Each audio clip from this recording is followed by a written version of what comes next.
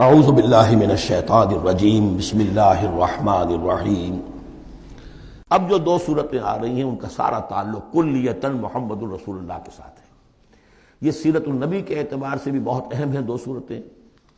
بعض اعتبار سے جو صوفیانہ اس میں مسائل آئے ہیں، اور عام طور پر ہمارے مفسرین، ایسے مفسرین خصوصاً جدید دور کے کچھ ریشنلسٹ قسم کے لوگ، وہ تو ان مطالب کی گرد کو بھی نہیں پہنچے۔ ہمارے جو پرانے مفسرین ہیں، چونکہ ان کا ذوق جو ہے وہ ان کے اندر، وہ ذوق بھی اندر ہے موجود ان کے اندر، اسلام کے اور دین کے باطنی حقائق، قرآن کے باطنی حقائق کا، تو میں اس کے حوالے سے چند چیزیں آپ کو بتاؤں گا۔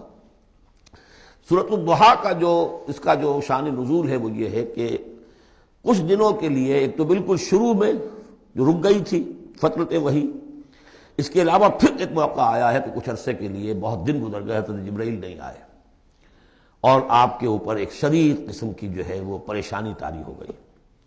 کچھ لوگوں نے بھی طعنہ دینا شروع کر دیا، کچھ عرصے سے محمد تم نے کوئی نئی وحی نہیں سنائی، کیا ہوا تمہارا شیطان کیا چلا گیا بس؟ اب کوئی ایسا بھی بتایا گیا کہ ایک دفعہ کہیں متواتر کئی راتوں تک آپ رات کو اٹھے نہیں، تو کہا وہ تمہارا شیطان تمہیں چھوڑ گیا ہے۔ کوئی ساتھ کے رہنے والی عورت جو تھی کہ رات میں نے سنی نہیں تمہاری کوئی پڑھنے کی جو تم پڑھا کرتے تھے، شاید شیطان تمہیں چھوڑ گیا ہے۔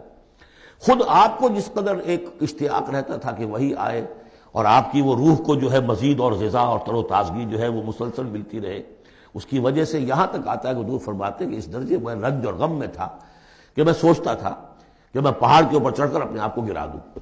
بربنائے تب بشری، اس درجے حضور کے اوپر جو ہے یہ شاخ گزر رہا تھا کہ وہی کیسے بند ہو گئی۔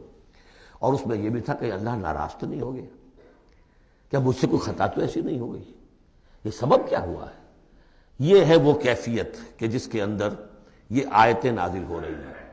اور اب آپ اس کو سمجھ لیجئے کہ اس کا نفسیاتی اور انسان کی باطنی کیفیات کے ساتھ کیا تعلق ہے۔ انسان پر دو طرح کی کیفیات طاری ہوتی رہتی ہیں، جیسے میں نے پہلے ایک دفعہ آپ کو بتایا صدیق اور شہید کے درمیان جو فرق ہے بنیادی، کہ کچھ بنیادی طور پر لوگ ایکسٹروورٹس ہوتے ہیں، کچھ بنیادی طور پر انٹروورٹس ہوتے ہیں۔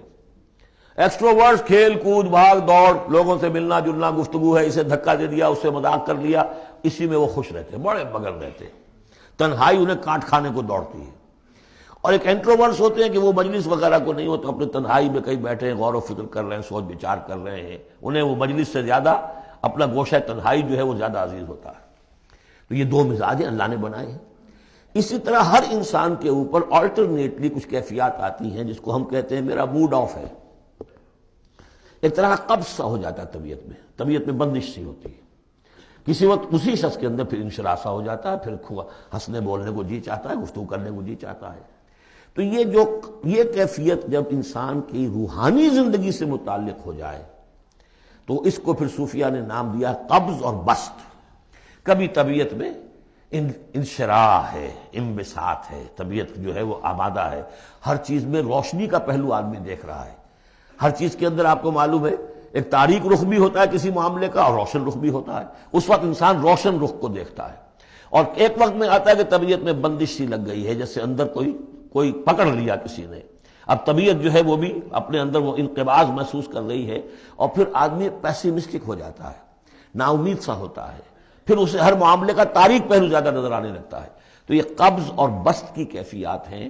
جب کبھی قبض کی کیفیت ہو، قاضی ثناء اللہ پانی پتی رحمۃ اللہ علیہ نے تفسیر مظہری میں لکھا ہے کہ قبض کی کیفیت میں اس صورت کا پڑھنا تریاق ہے، جس طرح حضور صلی اللہ علیہ وسلم کے لیے گویا کہ اس وقت جو وحی کا بند ہو جانا تھا وہ گویا کہ ایک طرح کے انقباض اور قبض کی کیفیت پیدا ہوئی تھی۔ صدق اللہ العظیم۔